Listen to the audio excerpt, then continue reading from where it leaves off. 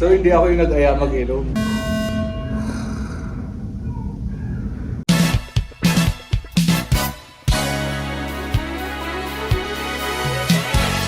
Taba.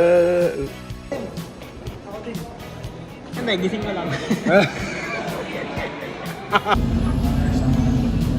Hindi ikaw binibidyoan ko to. Saan mo na ako? Saan ka babalik?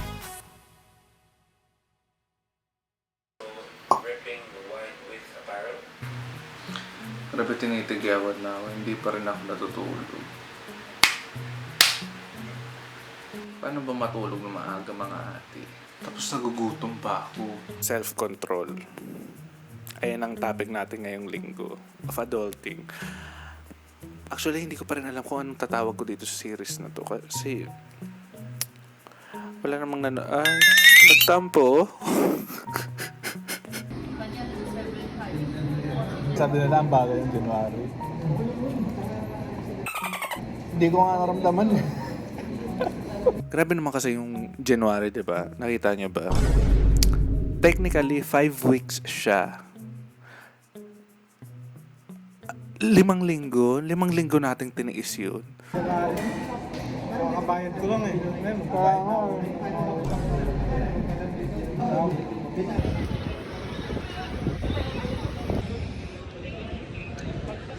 Ito lang dapat ang kinakain actually.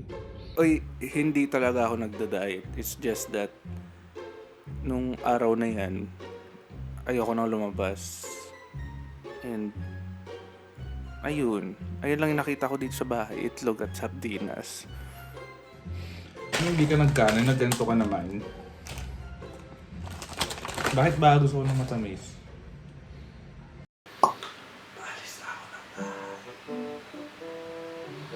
Be proud of me. So last week kasi, ang main topic talaga is hindi pagiging late.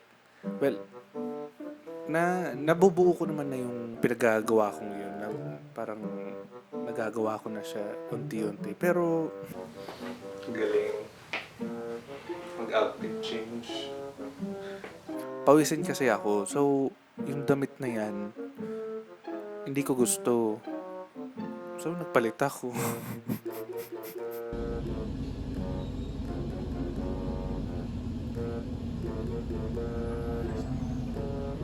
Yung project ko last week na 1 week ko siyang gagawin is yung pagtitipid.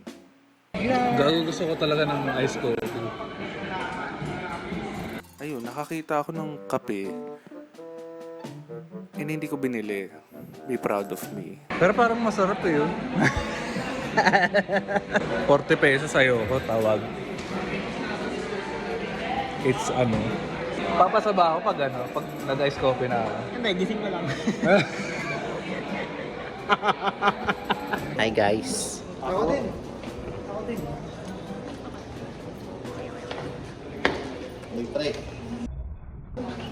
Di ko nga rin alam kung anong gagawin kung anong tawag sa ginagawa ko. Pero parang training na rin siya para sa pagiging adult. Anyways, yung ginagawa ko, nag-land din siya sa pagbabudget. Oo. Kasi, ayun na nga, self-control sa budget, sa kain, sa lahat. And yeah. Anyways, inutusan ako noon. Tapos, siyempre, nilibre ako. Uutusan mo ako, tapos wala akong libre. Gago ka ba? Gusto ko ng Sprite Zero.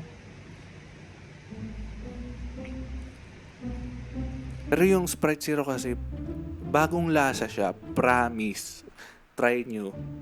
Kung nakahanap kayo ng Sprite Zero.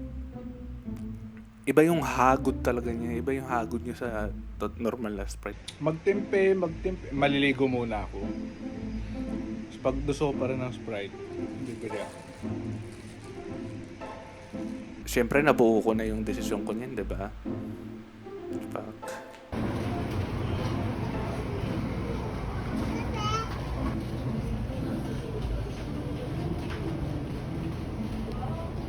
Grabe si ate kanina. Akala mo namang binibidyoan siya. Hindi ikaw binibidyoan ko. Yung cellphone na lang muna tayo kasi tinatamad akong buksan yun. Kasi nakatok na talaga ako. Pero yun. Walang self-control. Walang self-control. Wala siyang calories. So hindi siya counted. May bayad nga lang. Paborito ko kasi ito. Diba? Ito yung ano dyan. Alam ko ang team ngayong linggo ay self-control, ganun. Magpipi, ay hindi. Lumayo sa temptation. Pero bakit ba? Hindi nga ako umiinom ng alak na eh. Hindi, joke lang. Maging transparent tayo. Huwag tayo nagsisinungaling. Kung sinungaling ka wala, nagsisinungaling ka lang sa sarili mo. Tumuli ako ng ano. Ito talaga yung paborito ko. Simula nung pagkabata, teenagehood, nung high school ako, ito lagi gusto ko. Inasar-asar pa ako. Tas ano. Pero ito talaga, kung papapaliin, Oreo o ito. Yung dalawa. Try natin hindi kainin lahat. Siyempre hindi mangyayari yun. Ngayon, Monday pa lang naman yun, pero ang dami ko nang kailangang aralin. Hindi pa ako nagsisimula. 1 month na ang nakalipas, pero pagod na ako. Sakit na nakatawan ko. Inaantok na ako kasi I'm trying to be an adult. Pero ang hirap.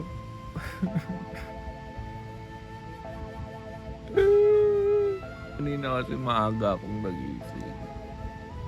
Tapos naglinis ako ng bahay. Tapos pumasok. Ay, bago pala pumasok, nag-work ng konti kasi meron akong gig ng... Kasi mabilis lang naman yung trabaho. Mabilis lang naman yung trabaho kasi ginawa ko na siya nung gabi pa lang.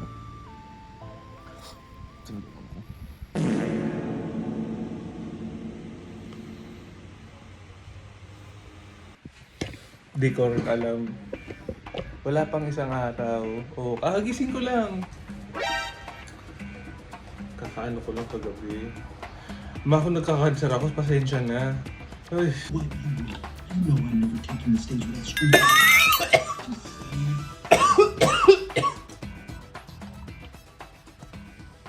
Nakangiti ang bata.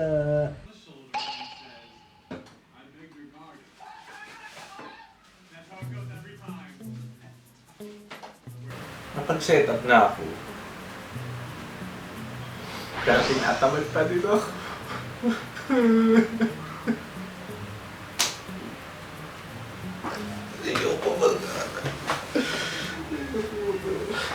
Yung mga panahon ka rin kasi na yan, hindi ko rin sure ba anong nangyayari sa mundo talaga. Kasi alam mo yun, unang araw ng February, tapos pagdilat ko kinabukasan, February 4 na, kahit nga exam.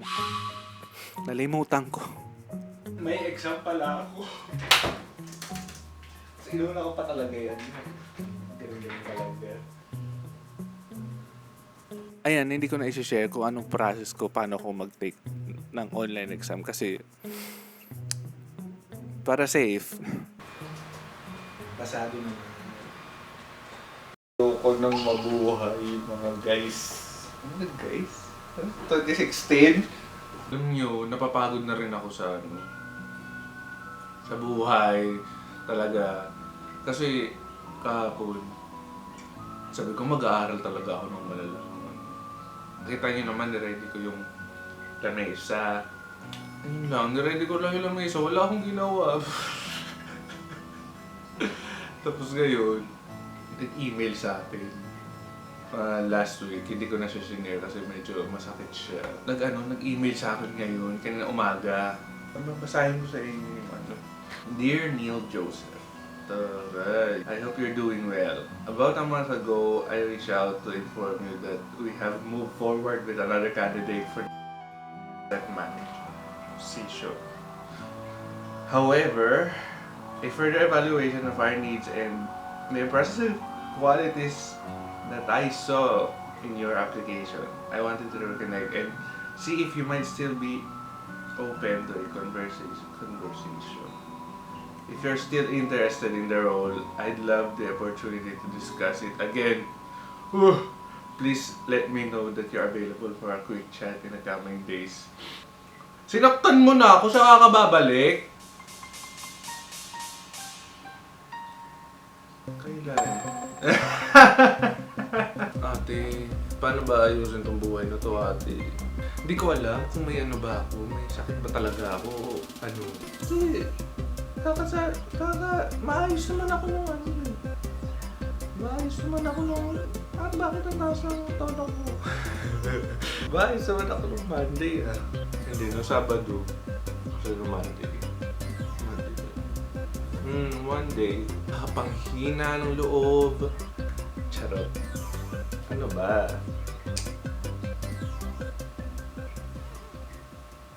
Parang gusto ko talagang umuwi ngayon sa bahay ng magulang ko. As in, tamad na tamad ako. Parang feeling ko walang mangyayari sa akin dito. Putang ina. Siguro dahil namatay si Sanchay. Kaya ako malungkot. RIP Sanchay. Tanong lang din. Bakit yung mga kaedad ko hindi kilala si Sanchay?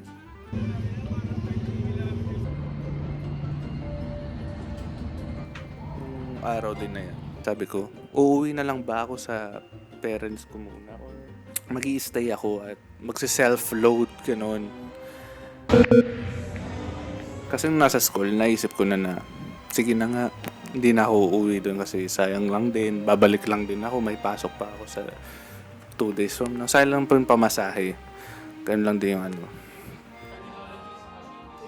Nung nalaman ko na talaga yung totoong schedule, nagdadrama-drama pa ako na hindi pa ako nag-aaral.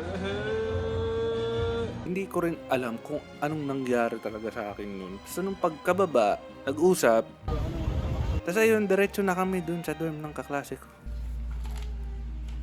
Ayan, hindi ko na lang rin i-disclose kung gaano kadami yung kinonsumo naming magkakaibigan. Hindi siya yung yung walwal talaga ate. Pero para sa akin, kasi mag-iisang taon na rin akong super sober.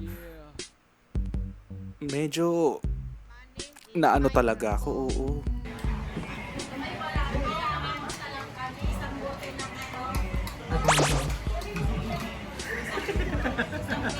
Ang mga susunod na mangyayari, well, technically, alam ko naman lahat na nangyari kasi in-edit ko. Pero, just to be safe na lang, alam ko po ang nangyari kasi hindi naman po ako nalasing.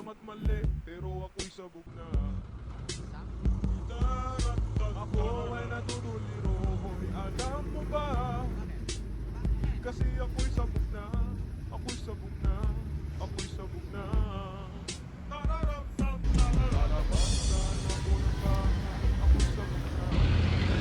Ayan, umiiral yung katsipang ko kasi ang dami ko na nagastos. So feeling ko, mas mura siya sa tindahan. Pero gusto ko talaga ng ganon. May cup noodles kayo ba? Oo. Parang Ay, cup noodles tuloy.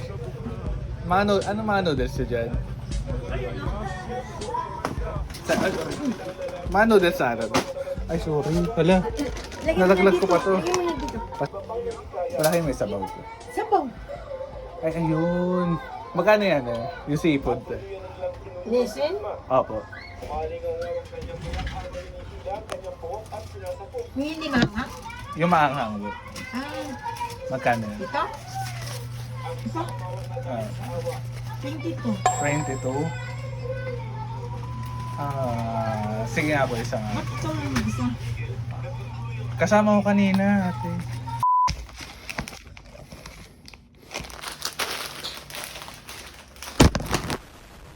Gago. Ang yabang-yabang ko pa kanina na inom pa tayo, inom. Pero marami yun. Pero in fairness, totoo naman na ano. Kasi kanina kinikwento ko sa kanila na tagal na ako hindi umiinom. Promise. Ngayon lang talaga kasi nasulsulan. Tagal na ako hindi umiinom. Tapos ngayon lang na kasi sobrang bad trip ko na hindi ko alam na nangyayari talaga. Putang ina.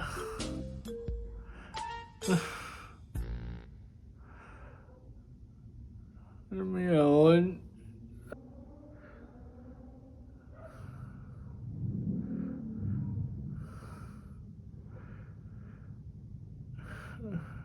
O'clock na.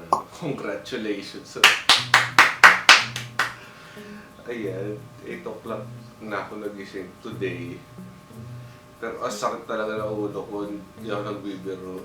Yung edad ko yata talaga nagka-catch up na dun sa ininom kagabi. Grabe naman.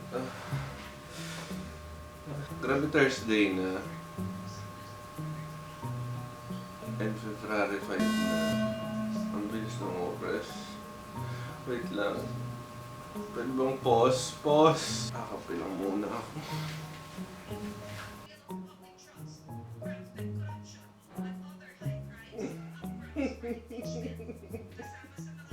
Congratulations sa mga Philippines. Charot.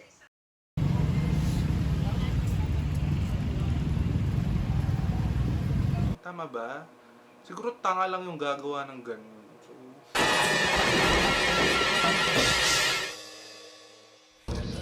Kunin mo. hindi ko rin alam bakit ang dami kong dala. Ay, dumating. Hindi ko na talaga alam kung sasabi ko, oh my God.